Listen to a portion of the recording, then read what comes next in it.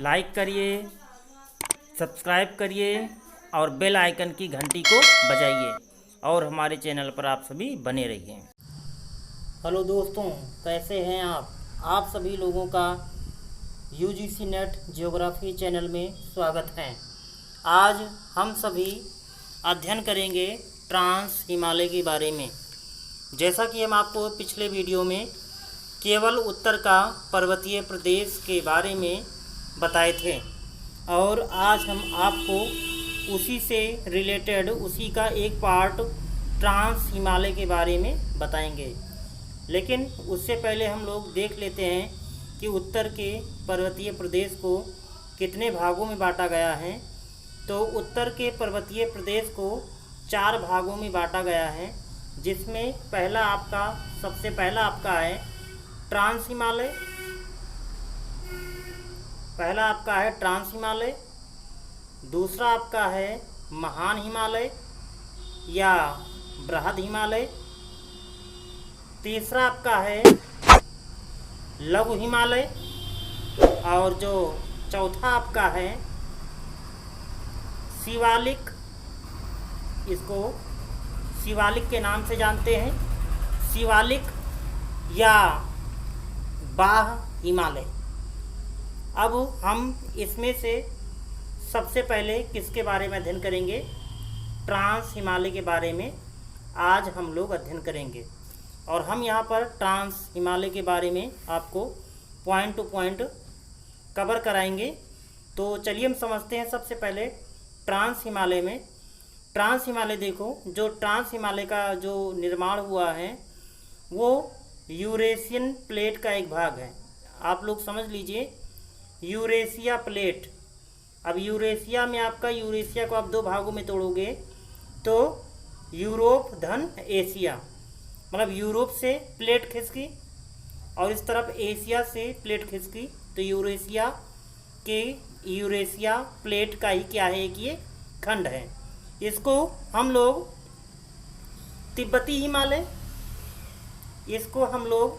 तिब्बती हिमालय के नाम से जानते हैं या टेथिस हिमालय के नाम से भी जानते हैं।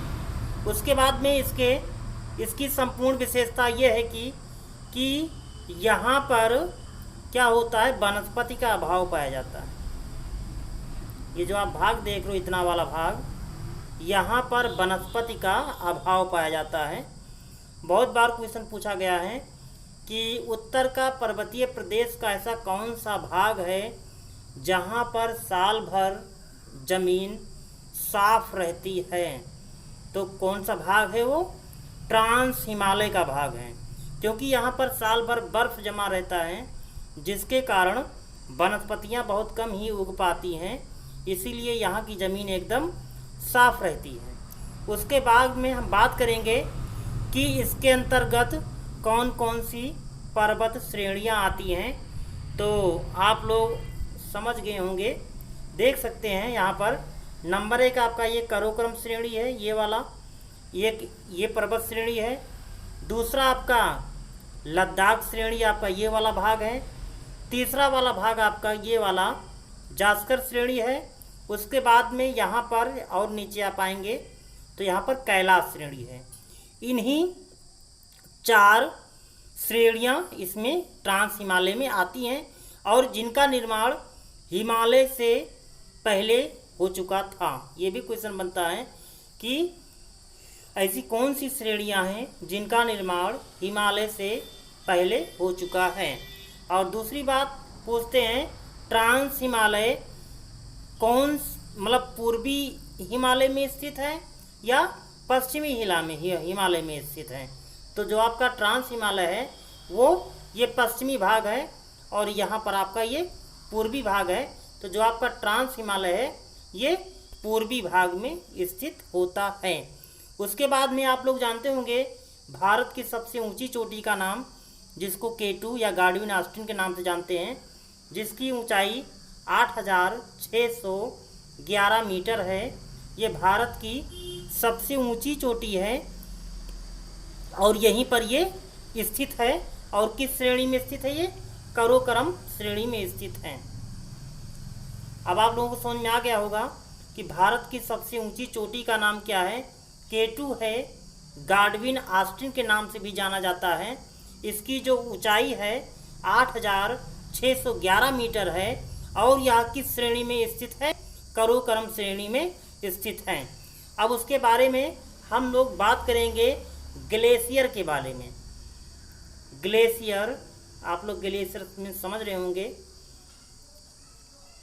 ग्लेशियर, तो यहाँ पर मुख्य रूप से बात करें तो जो ग्लेशियर आपके स्थित हैं, नंबर 1 आपका है वो सियाचिन है। नंबर 1 आपका सियाचिन ग्लेशियर है जो भारत का सबसे ऊंचा ग्लेशियर है। उसके बाद में बाल्टोरा है, बैफो है। ये आपके 3 ग्लेशियर यहीं पर स्थित हैं जो कराकोरम श्रेणी में ही स्थित हैं। और ग्लेशियर का हिंदी होता है हिमखंड। हिमखंड में जान रहे हो बर्फ, बर्फ के टुकड़े।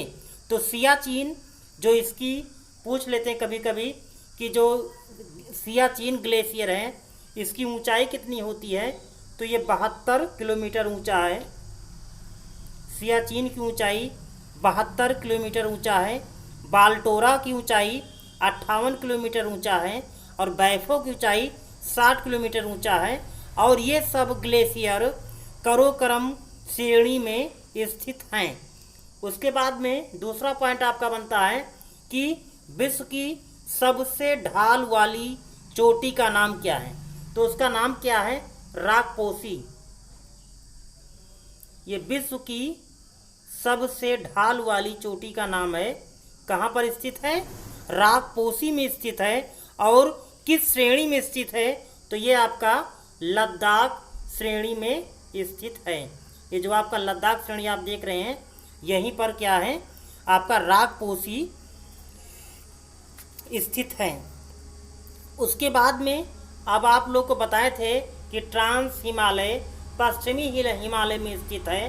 तो आप लोग थोड़ा ध्यान देंगे तो जो ट्रांस हिमालय का जो पश्चिम में है ये पामीर की घाट से मिल जाती है, जिसको संसार की छत के नाम से जानते हैं।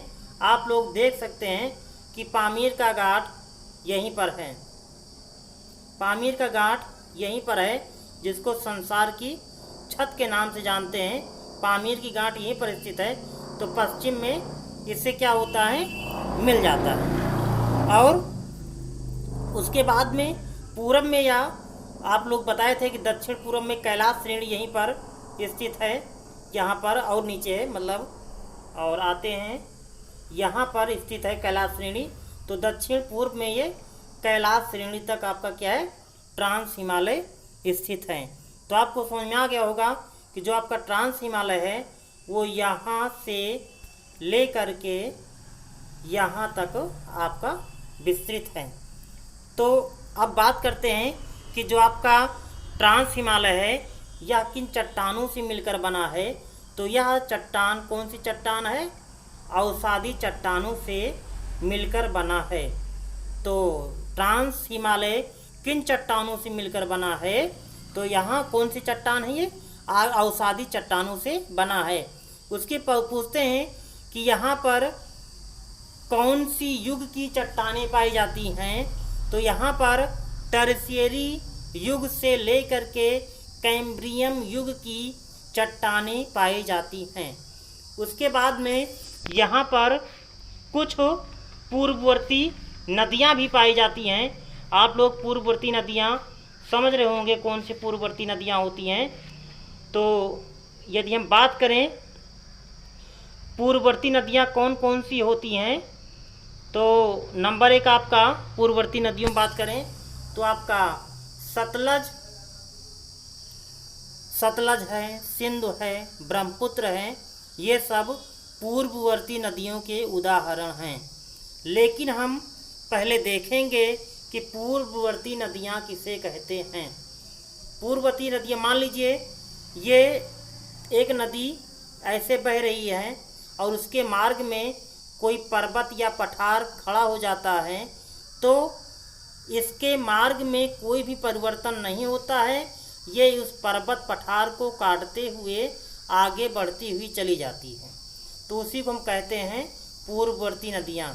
मतलब मान लीजिए ये नदियाँ ऐसे बह रही है और इस पर यहाँ पर एक पठार आ गया या उत्पन्न हो गया, तो इसकी धारा में इस तरह कोई परिवर्तन नहीं होगा, ना ही इस तरफ जाएगा, बल्कि ये सीधे अपने मार्ग का फॉलो करते हुए आगे हुए उस पर्वत पठार को काटते हुए क्या करेगी, आगे बढ़ जाएगी।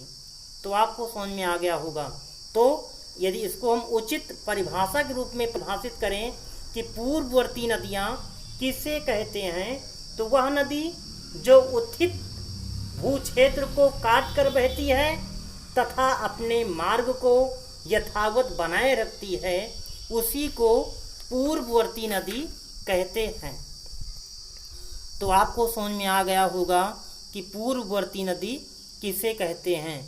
उसके बाद में हम बात करेंगे सीमा के बारे में। जैसे पूछते हैं ट्रांस हिमालय और बृहद हिमालय के बीच में कौन सी सीमा स्थित है या किनके द्वारा यह दोनों आपस में अलग होते हैं, तो उसे कहते हैं सचर जोन या हिंज लाइन। बहुत बार पूछा गया है कि ट्रांस हिमालय बृहद हिमालय से किसके द्वारा अलग होता है, तो किसके द्वारा अलग होता है, सचर जोन। और इसका एक दूसरा भी नाम है जिसको कहते हैं हिंज लाइन। हिंज लाइन द्वारा ट्रांस हिमालय बृहद हिमालय से क्या होती है, अलग होती है। तो यहीं पर ये हमारा पॉइंट क्या होता है, क्लियर होता है। नेक्स्ट वीडियो में हम आगे भी आपको पढ़ाएंगे महान हिमालय के बारे में।